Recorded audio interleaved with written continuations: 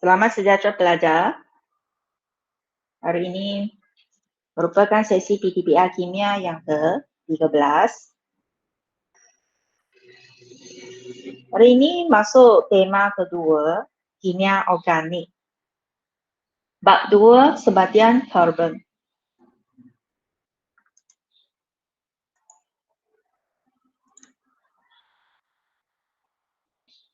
Tema 2, kimia organik. Tema ini membincangkan tentang bahan organik asas di sekeliling kita. Pengelasan sebatian hidrokarbon berdasarkan siri homolog, sifat fizik dan sifat kimianya. Pengetahuan tentang kaedah penyediaan dan sifat kimia bahan tersebut amat penting dalam aplikasi pemprosesan dan penghasilan bahan komersial dalam industri.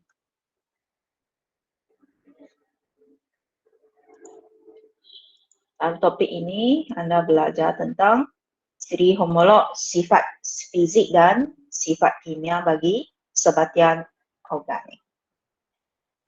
Sebatian karbon. Bab 2. Kita fahamkan petikan dalam buletin ini. Salah satu keunikan yang terdapat dalam kehidupan etnik Sabah dan Sarawak ialah minuman tuak. Tahukah anda, tuak dihasilkan dengan memeram makanan seperti ubi kayu, nasi atau beras pulut dengan ragi atau yeast. Tuak menjadi elemen penting sebagai bahan utama dalam upacara ritual dan hari besar seperti perayaan tahunan oleh masyarakat Iban, Melanau, Dayak dan suku-suku kaum etnik yang lain. Lazimnya, tuak disajikan kepada tetamu sebagai minuman alu-aluan semasa hari pesta keamatan dan hari gawai yang disambut selepas musim menuai pada setiap tahun. Dalam konteks sains hari ini, apakah tindak balas kimia yang terlibat dalam penghasilan tuak? Jawapannya amat mudah. Sebenarnya, tuak ialah sejenis minuman yang disediakan melalui proses penapaian. Penapaian ialah penguraian molekul besar seperti karbohidrat, iaitu sukrosa ataupun glukosa kepada molekul kecil, seperti etanol, oleh yeast. Yeast merembeskan enzim zimase yang menukarkan glukosa kepada etanol dan membebaskan gas karbon dioksida. Sebagai peringatan, tuak ialah sejenis minuman alkohol. Minuman beralkohol dan kandungan etanolnya sangat tinggi, 14 hingga 15%. Jadi, penyalahgunaan alkohol akan membawa kesan yang mudarat seperti mabuk, hayal dan muntah. Jadi, amat tidak digalakkan untuk mengambil minuman beralkohol. Okey, kita masuk subtopik 2.1. Tapi pelajar kena tahu bagaimana penghasilan alkohol kerana ini merupakan salah satu siri homolog dalam sebatian karbon, alkohol.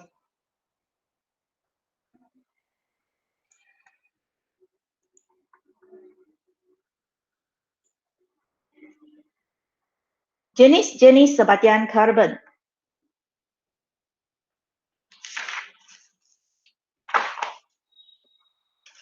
Karbon, gambar raja ini menunjukkan gambar raja susunan elektron bagi atom karbon.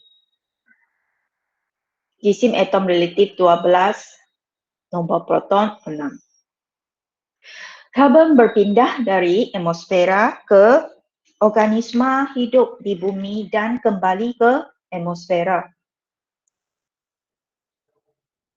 Dalam kitab karbon, ahli kimia yang terdahulu merujuk sebatian karbon organik sebagai sebatian yang berasal daripada haiwan atau tumbuhan. Pun sebatian Karbon organik ini dia berasal daripada benda yang hidup. Contohnya petroleum, karbohidrat, protein, lemak dan urea. Urea ada dalam air kencing. Sekarang ini sebahagian organik juga termasuk. Urea sebenarnya boleh dihasilkan daripada tindak balas antara amonia dan gas karbon dioksida juga. Sekarang ini sebahagian organik juga termasuk sebahagian yang disintesis daripada bahan semula jadi di makmal. Sebagai contoh, plastik, minyak wangi, bahan pencuci dan ubat-ubatan.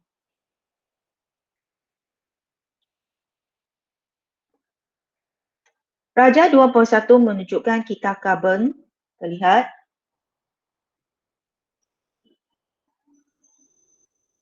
Okay. Mula dari sini, tumbuhan-tumbuhan hijau menjalani fotosintesis dengan dalam proses fotosintesis, tumbuhan dia menyerap karbon dioksida dari atmosfera. Tumbuhan-tumbuhan telah mati, ia akan mereputlah, akan mengalami penguraian, diurai oleh mikroorganisma atau bakteria pengurai. Dia akan hasilkan karbon organik. Dan organisma mati dan bahan buangan pun mengalami penguraian.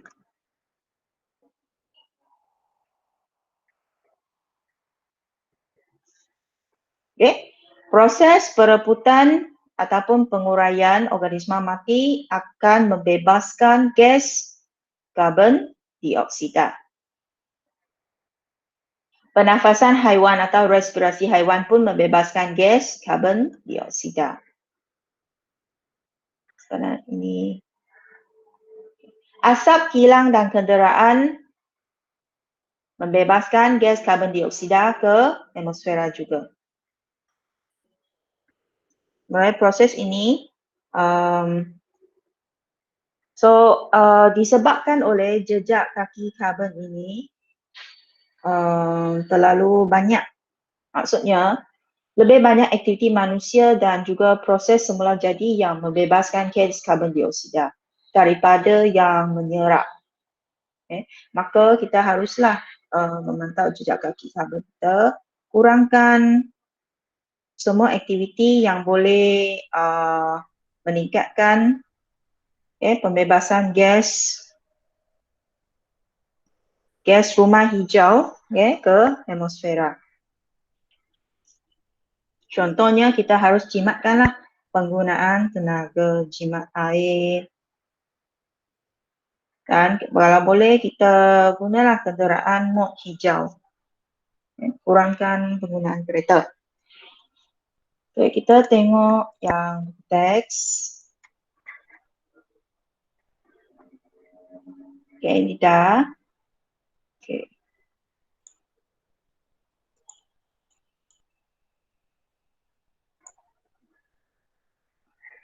Apakah sebahagian karbon? Sebahagian karbon ialah sebahagian yang mengandungi karbon sebagai unsur juzuknya.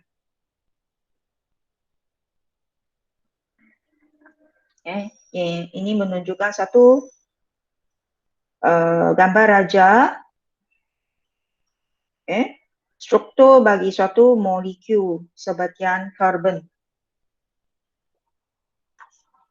Tadi cikgu ada post ulang kaji ikatan kovalen dalam hidrokarbon tepu dan tak tepu. Sila baca nota itu. Semuanya diambil dari buku teks. Ikatan kovalen ada ikatan kovalen tunggal dan ikatan ganda dua. Ikatan tunggal dan ikatan ganda dua. Satu karbon dia akan membentuk 4 ikatan. Terdapat 2 jenis sebahagian karbon, iaitu sebahagian organik dan sebahagian tak organik. Sebahagian organik berasal daripada benda hidup dan mengandungi unsur karbon yang terikat secara kovalen dengan unsur-unsur seperti hidrogen, nitrogen, sulfur dan fosforus.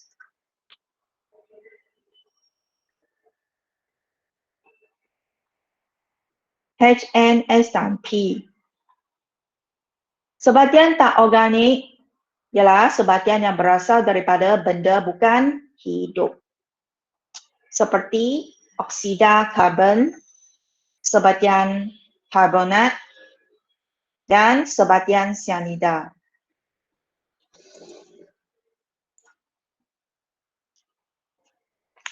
Sianida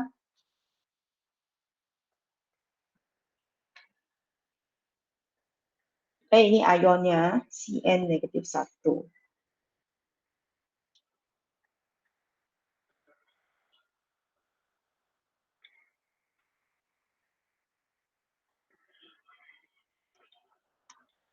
Okay.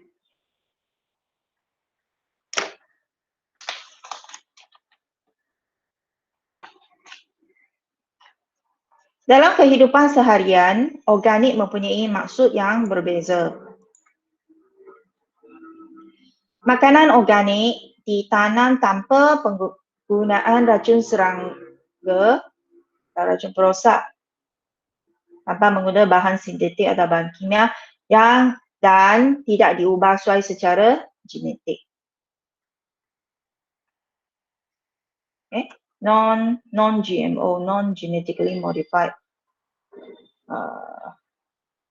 organism. Daging, ayam, telur dan produk tenusuk organik dihasilkan daripada haiwan yang tidak diberi antibiotik atau hormon pertumbuhan. Beli telur ayam, kamu kena tengok package-nya, beli yang tak ada ini. Tiada no antibiotic residue or no growth hormones.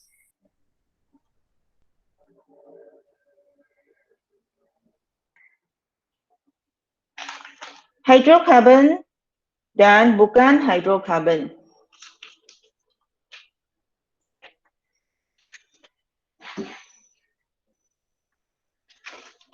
Hidrokarbon ialah sebahagian organik yang mengandungi hidrogen dan karbon sahaja.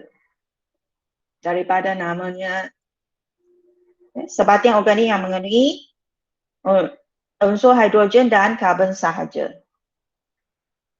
Bukan hidrokarbon ialah sebahagian organik yang mengandungi karbon dan hidrogen serta unsur lain seperti oksigen, nitrogen, fosforus atau halogen.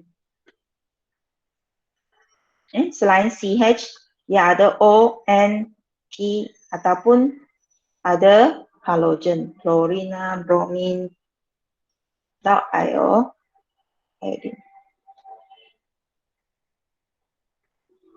Jadual 2.1 menunjukkan contoh hidrokarbon dan bukan hidrokarbon.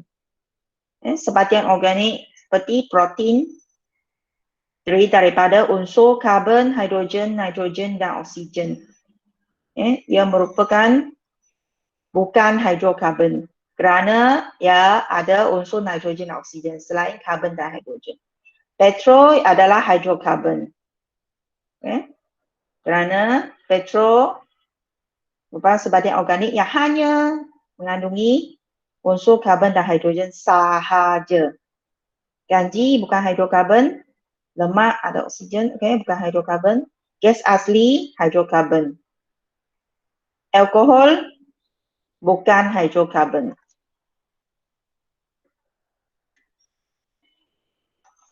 Hidrokarbon dikelaskan kepada hidrokarbon tepu dan hidrokarbon tak tepu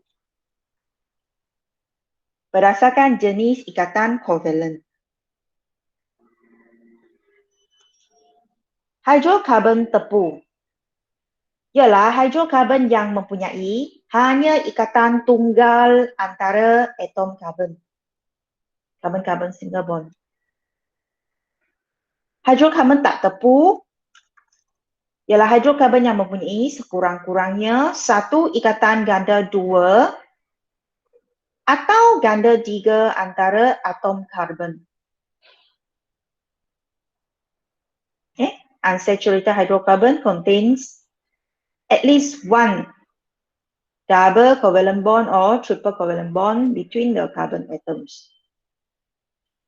Contoh, formula struktur hidrokarbon tepu dan hidrokarbon tak tepu. Ini cara kita lukis formula struktur. Satu karbon 4 ikatan.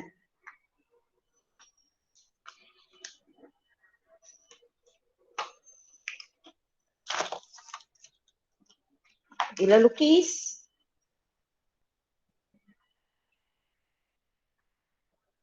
contoh lukis ini ya.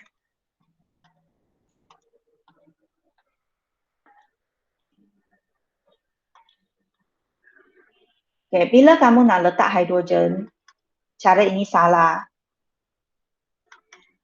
Semua tak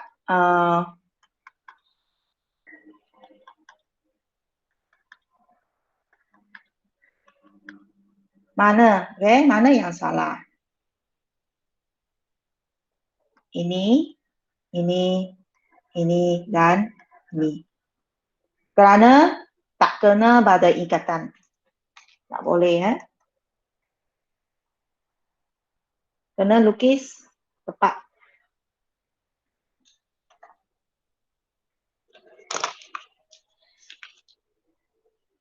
Ikatan tunggal antara atom karbon, ini ikatan ganda 2 antara atom karbon ni, satu karbon 4 bond. Ini tak kira tua.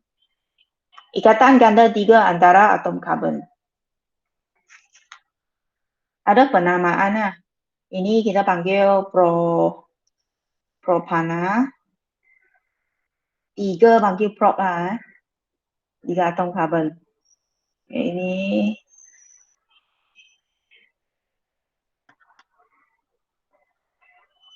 propina.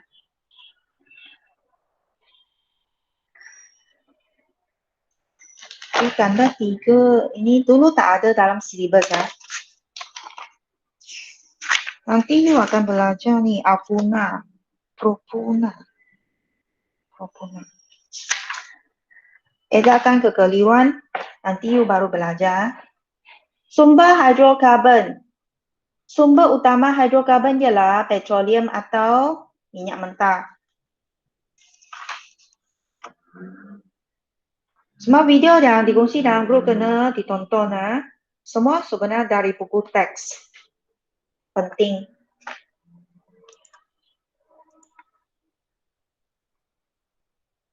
Sumber utama hidrokarbon ialah petroleum atau minyak mentah. Okay. Crude oil, minyak mentah. Petroleum terbentuk daripada hasil perebutan tumbuhan dan haiwan yang telah mati di dasar laut berjuta-juta tahun dahulu. Bawah suhu dan tekanan tinggi di dalam bumi, maka ia hasillah petroleum. Selepas berjuta-juta tahun mampatan. Petroleum ialah campuran hidrokarbon sama ada yang ringkas atau yang berantai panjang.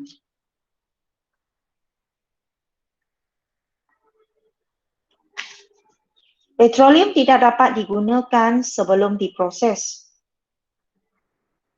Yang perlu diproses melalui penyulingan berperingkat.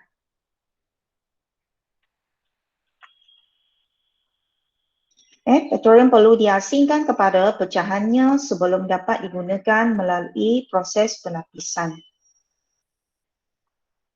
Dua peringkat dalam penapisan minyak ialah penyulingan berperingkat, fractional distillation, dan cracking, peretakan.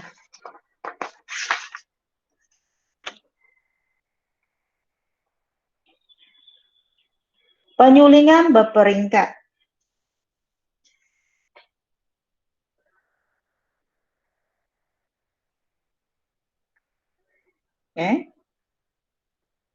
Kita tengok peringkat pertama dalam penapisan minyak, penyulingan berperingkat. ialah pecahan hidrokarbon dalam petroleum diasingkan pada suhu berlainan mengikut saiz hidrokarbon. Pada takat didih ini, julat takat didih ini, hasil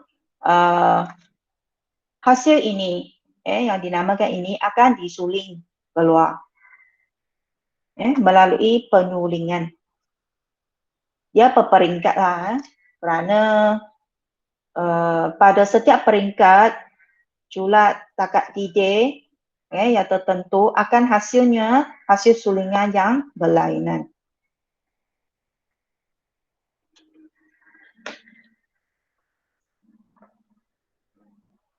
Berlainan sikit dengan yang teks.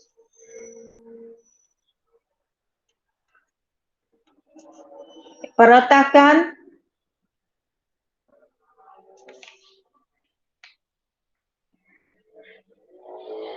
ini secara umum dulu.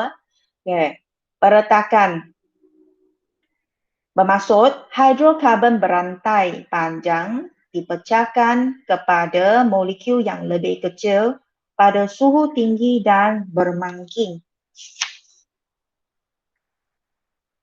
Dia perlu mangkin katalis suhu yang sangat tinggi.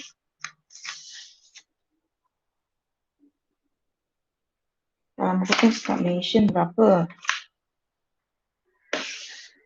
Tolong view video itu tonton video itu.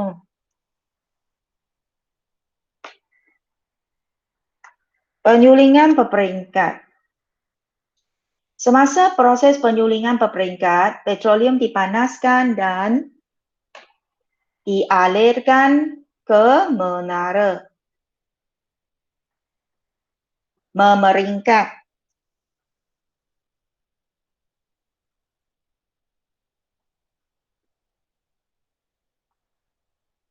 Sebenarnya panggil menara penyulingan.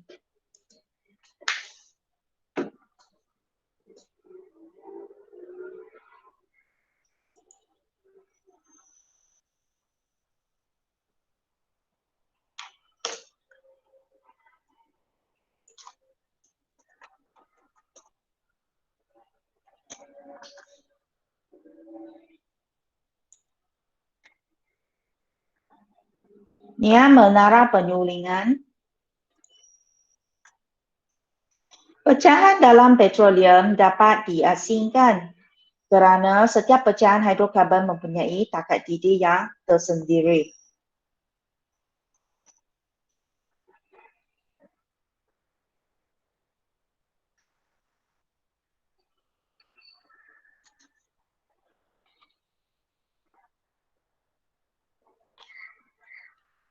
Hidrokarbon dengan takat didih yang lebih rendah meruap terlebih dahulu.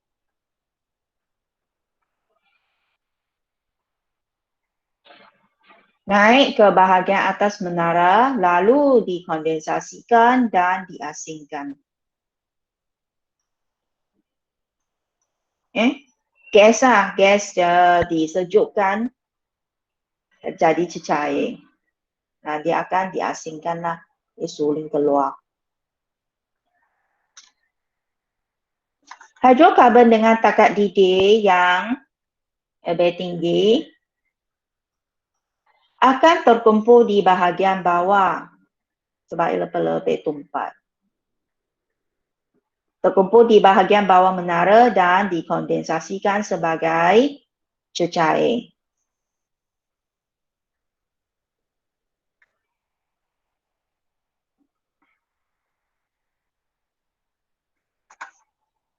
Terdapat dua kegunaan utama pecahan hidrokarbon yang diperoleh daripada penyulingan berperingkat. Pertama, hasil daripada penyulingan berperingkat ini adalah digunakan sebagai bahan api. Fuel, F-U-E-L. Sebagai bahan mentah dalam industri petrokimia, dalam petrochemical industry sebagai raw material. Ini diambil daripada buku teks Molekul kecil, maksudnya hidrokarbon dengan takat didih yang lebih rendah itu yang mudah meruap merupakan molekul yang kecil. Ya, takat didihnya rendah, warna cerah, mudah menyala, kurang likat.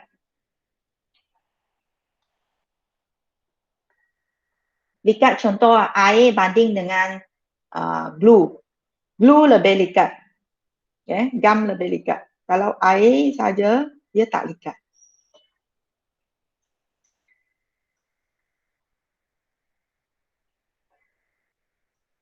Semakin tinggi takat didih, itu adalah molekul yang besar lah. Dalam penyulingan berperingkat. Warna gelap, susah menyala, dia lebih likat.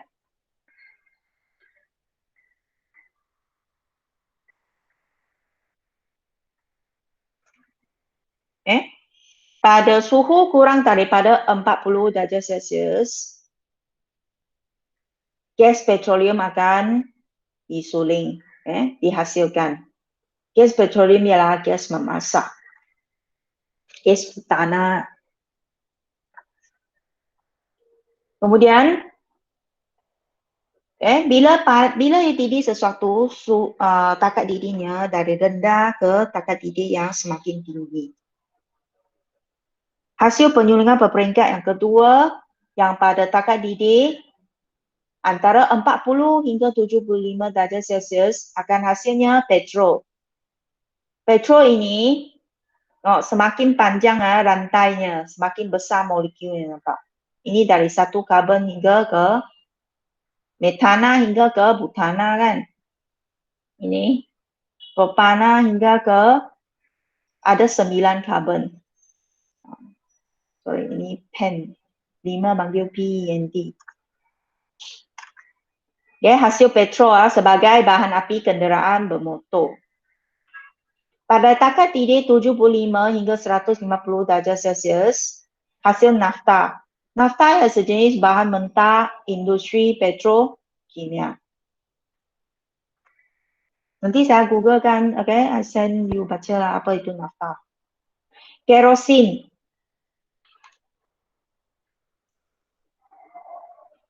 Ialah hasil penyulingan berperingkat pada takat didih 160 hingga 250 darjah Celsius digunakan sebagai bahan api kapal terbang.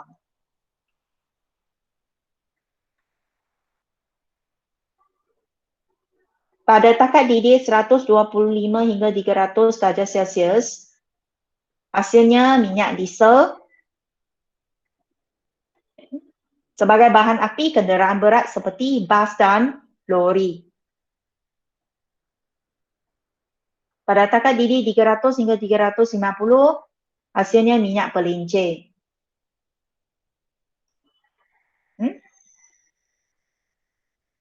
Minyak pelincir dan lilin. Engine oil.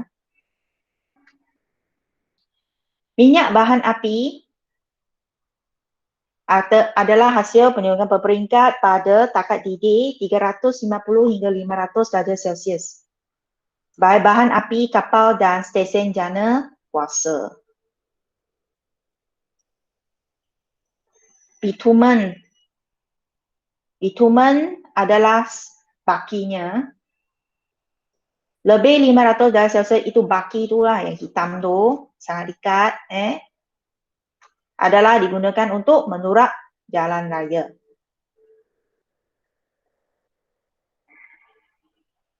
Peretakan. Cracking of hydrocarbon. Peretakan ialah proses hidrokarbon rantai panjang dipecahkan kepada hidrokarbon yang lebih kecil.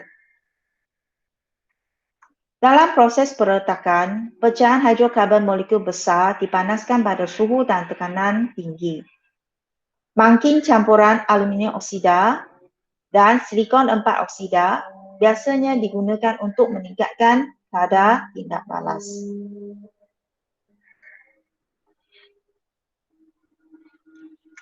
Proses peretakan menghasilkan hidrokarbon yang lebih kecil seperti petrol yang digunakan sebagai bahan api.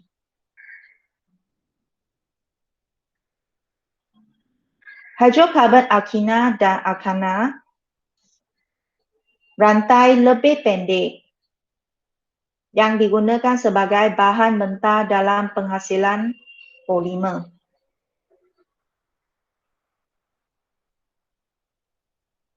Ubat, deterjen, pelarut baja dan banyak produk yang berguna.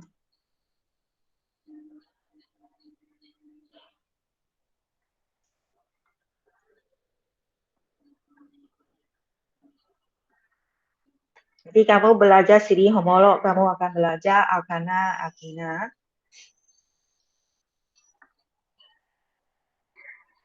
Ini kegunaannya lah.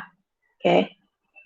Hasil daripada proses peletakan hidrokarbon. Permintaan hidrokarbon bersaiz kecil sangat adalah lebih tinggi kerana lebih mudah terbakar dan digunakan sebagai bahan api. Pengasingan pecahan petroleum secara penyulingan berperingkat tidak dapat memenuhi permintaan yang tinggi terhadap hidrokarbon bersaiz kecil. Proses peretakan untuk hasilkan proses peretakan hidrokarbon hasilkan petrol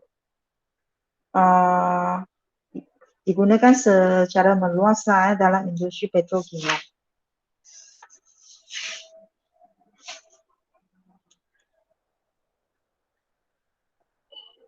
Gambar rajanya. Contoh 1. Molekul hidrokarbon rantai panjang melalui proses peretakan dengan mangkin aluminium oksida dan silikon dioksida dan haba yang tinggi yang akan dipecahkan kepada molekul hidrokarbon rantai pendek.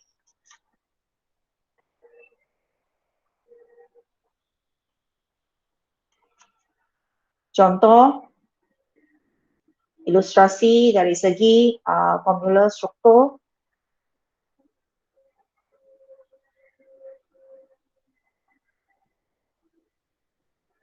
Ini ada 7 karbon heptana.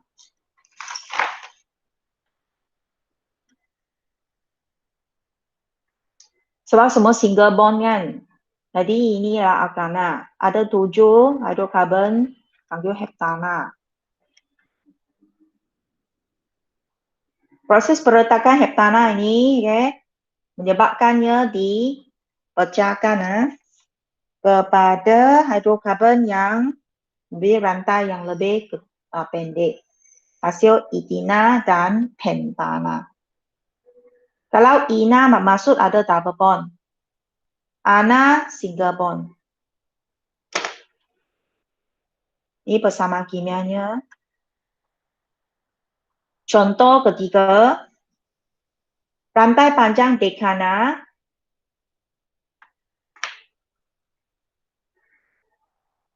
semua alkana ni dia ada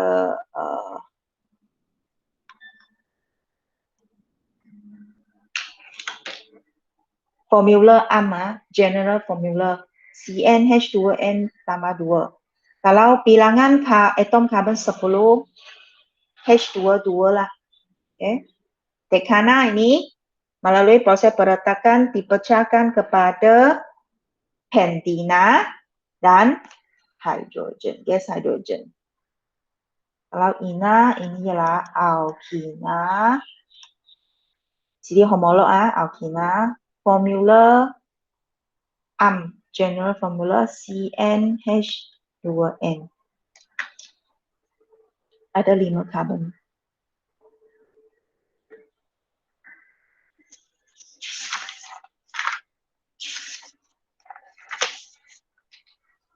Sumber alternatif hidrokarbon. Saintis meramalkan kebanyakan reserve petroleum dalam bumi akan habis dalam masa 100 tahun jika digunakan pada kadar sekarang. Kerana sumber bahan api fosil seperti petroleum, arang batu, Gas asli merupakan sumber yang tidak boleh baharu. Kuantitinya semakin menyusutlah dengan kadar penggunaan yang tinggi. Maka sumber alternatif hidrokarbon yang merupakan sumber boleh baharu merupakan trend sekarang. Oleh itu, langkah proaktif yang berkesan amat diperlukan untuk menghasilkan sumber alternatif bagi menggantikan petroleum. Sila tonton video yang saya kongsi tentang ini ya. Tentang bioethanol, biogas dan biodiesel. Dan tahun lepas kumpulan Yihan Chen Eng kan dengan siapa? Q Ting. Buat tu apa? Biodiesel.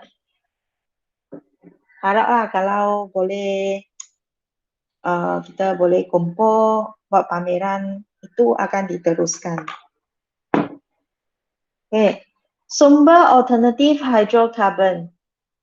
Sumber alternatif hidrokarbon merujuk kepada sumber tenaga selain bahan api fosil yang tidak dapat diperbaharu. Sumber alternatif hidrokarbon adalah untuk sebagai pengganti lah.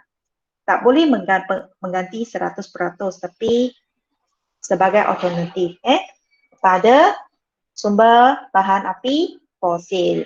Biojisim, biomass ialah bahan organik daripada tumbuhan dan haiwan.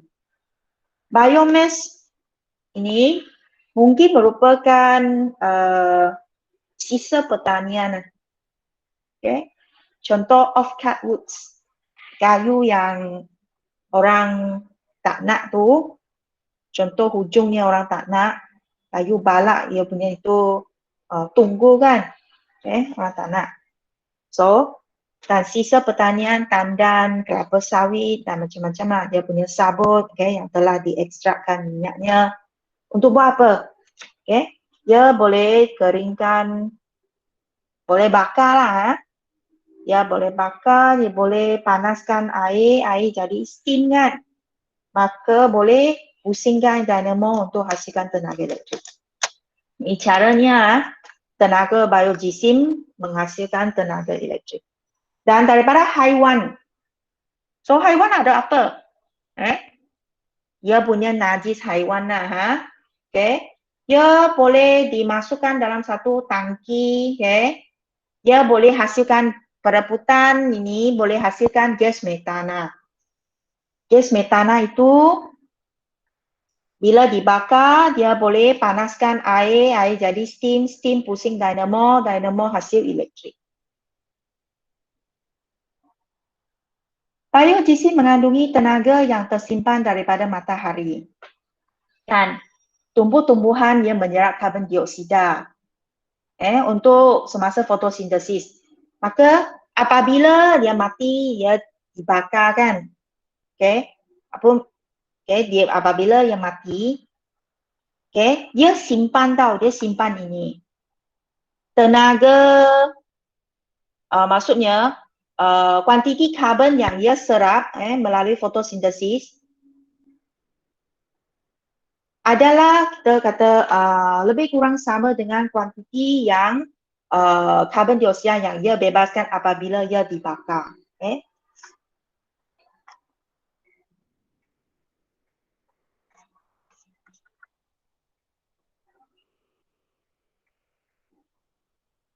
Ini faham ah? Ini maksud dia serap matahari kan. Dia melalui fotosintesis, dia akan ada tenaga.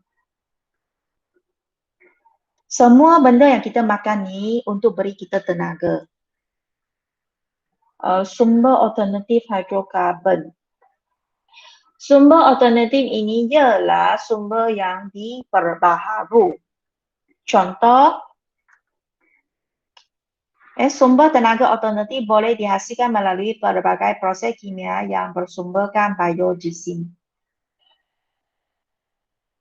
Contoh sumber tenaga alternatif yang berkonsepkan biodiesel ialah biodiesel, bioetanol, biogas.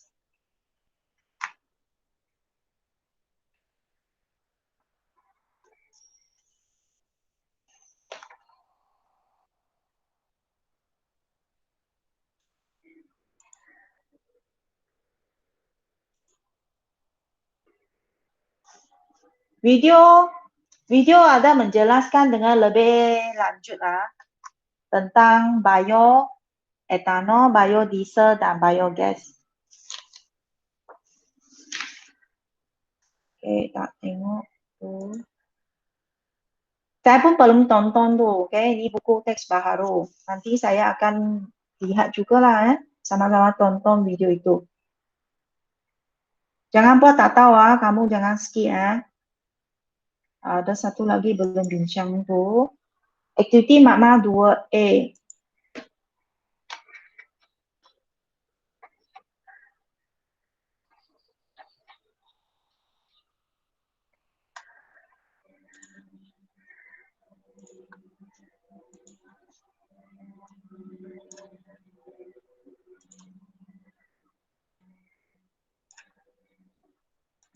Penyulingan peringkat petroleum.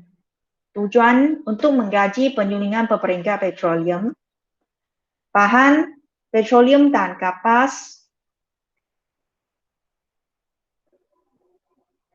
radas kertas turas, sinida penyukat,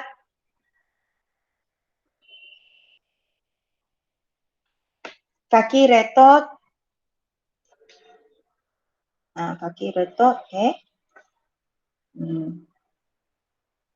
termometer, julat 0 hingga 360 darjah Celsius. Termometer ini sebab kita tak ada lah. Sebab kita punya sampai 110 dia. Kelalang dasar bulat, kelalang kon, ni kelalang dasar bulat ini kelalang kon. Tabung uji untuk kutip hasil kumpulan hasil sulingan. Kondenser Liebig. Inilah. Dalam ada ruang untuk isi air masuk dari bawah, air keluar dari atas supaya sentiasa Liebig kondenser ini dipenuhi oleh aliran air untuk menyejukkan wap hasil sulingan yang mengalami kondensasi untuk hasilkan cecair. Kasar dawai ini kutunggu kaki 3. Ni mangkuk penyejat, serpihan porselin yang mana akan dimasukkan ke dalam campuran dimasukkan dalam petroleum untuk penyedihan. Yang sekata bongkar kayu letak kat bawah pelangkon untuk meninggikan kedudukannya. Penunuh Bunsen untuk pemanasan. Prosedur sukat 50 cm padu petroleum dan masukkan ke dalam kelalang dasar bulat. Saya tak sure petroleum ini boleh beli kat mana. Gas yang terbebas mudah terbakar sebab hasil sulingan itu adalah bahan api naikannya. Dari gas memasak, petrol, nafta, kerosin. Tambah satu spatula serpihan porselin ke dalam kelalang dasar bulat itu.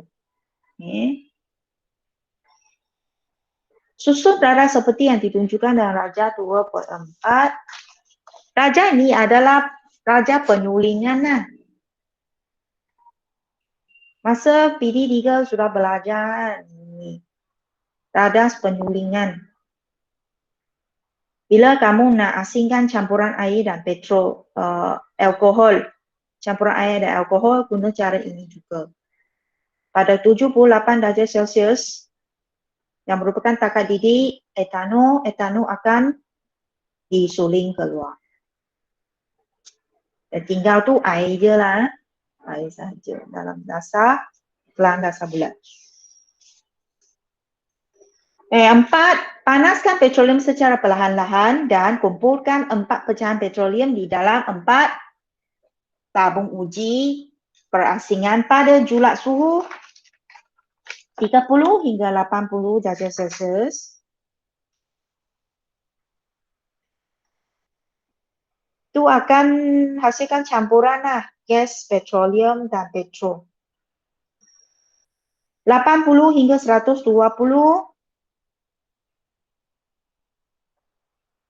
nafta. 120 hingga 160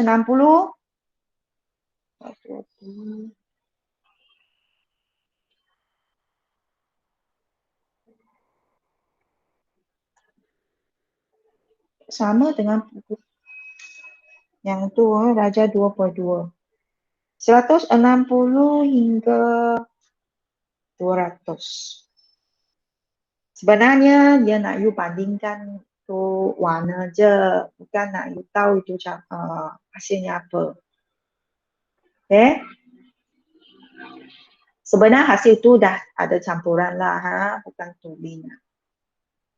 Perhatikan setiap pecahan petroleum yang dikumpulkan pada suhu yang berlainan dan rekodkan warna serta kelikatannya. Okay?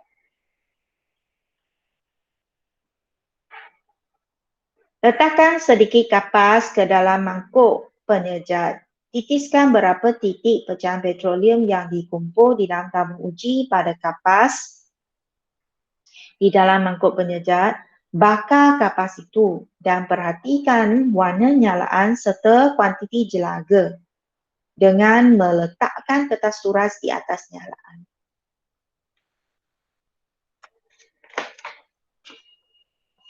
Jelaga adalah asap hitam yang terhasil daripada pembakaran tidak lengkap bahan api. Maka jelaga itu akan terperangkap pada kertas turas. Ulangi langkah 6 hingga 8 untuk pecahan petroleum yang dikumpul di dalam tabung uji 2, 3 dan 4. Rekodkan pengertian anda dalam satu jadual di bawah.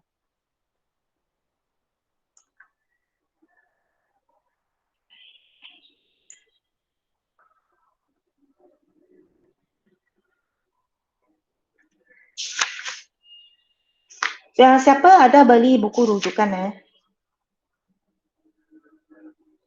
boleh respon tak?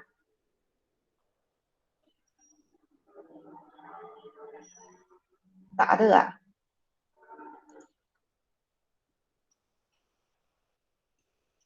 Sebab ini topik tak bukan KBSM punya. Jadi saya ni tak ada, nanti saya cari online Mengapakah serpihan porselin dimasukkan ke dalam kelalang dasar bulat? Serpihan porselin digunakan untuk memastikan pemanasan petroleum yang sekata dan mengelakkan percikan cahaya tersebut disebabkan oleh pemanasan tidak sekata. Dia tak nak cahaya itu meloncat, meloncat di dalam kelang dasar bulat semasa pendidikan. Untuk pemanasan sekata dan yang stabil pemanasan sekata. Kedua, mengapakah termometer biasa tidak digunakan dalam aktiviti ini? Termometer makmal yang biasa hanya sampai julak 110 darjah Celsius saja. Ini suhu maksimal dapat direkod oleh termometer biasa sehingga 110 darjah Celsius. Akan tetapi takat didih pecahan petroleum ada dalam julak 30 darjah Celsius hingga 200 darjah Celsius. Oleh itu, pecahan petroleum yang mempunyai takat didih yang melebihi 110 darjah Celsius tidak dapat diasingkan. Apakah hubungan antara takat didih pecahan petroleum dengan warna pecahan, kelikatan pecahan, kuantiti jelaga yang terbentuk selepas dibakar? Warna pecahan semakin gelap. Kelikatan pecahan semakin likat apabila takat didih semakin meningkat. Kuantiti jelaga pun semakin meningkat apabila takat didik meningkat.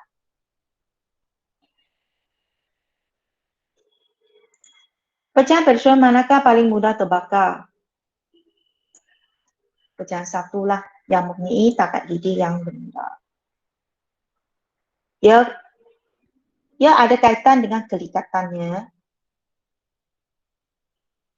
Okay. Rasanya yang sangat likat itu ialah pekerja bitumen. Yang paling kurang likat itu ialah gas. Tentulah takat didik gas paling rendah kan. Paling mudah terbakar.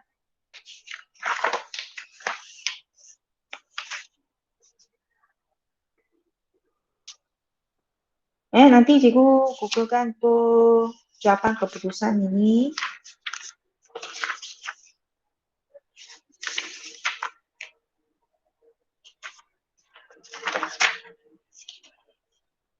Kamu tengok mesej saya, kamu kena buat apa Tonton video, jawab aktiviti 2A,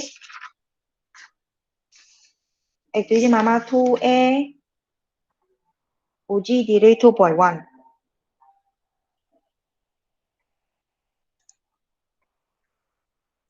Nah, ambil kehadiran.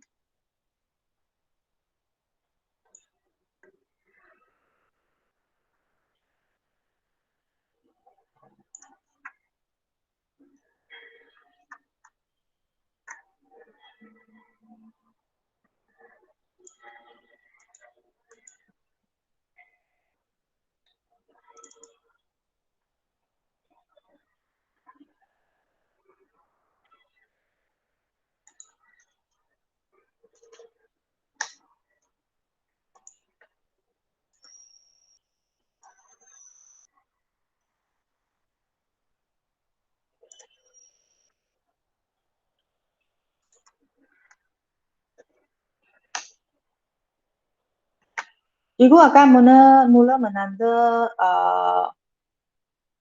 bermula 21 Mac hingga 4 April.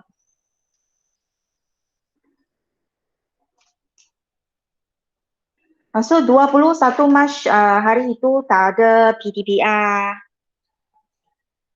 secara Google Meet untuk kimia.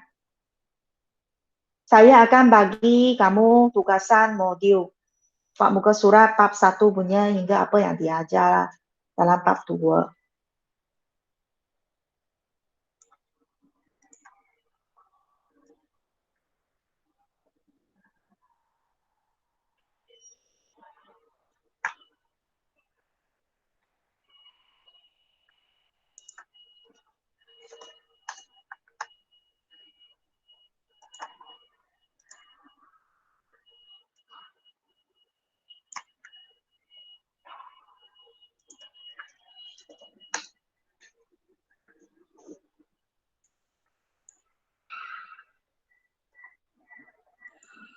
Okey, 1 jam PDBR secara Google Meet.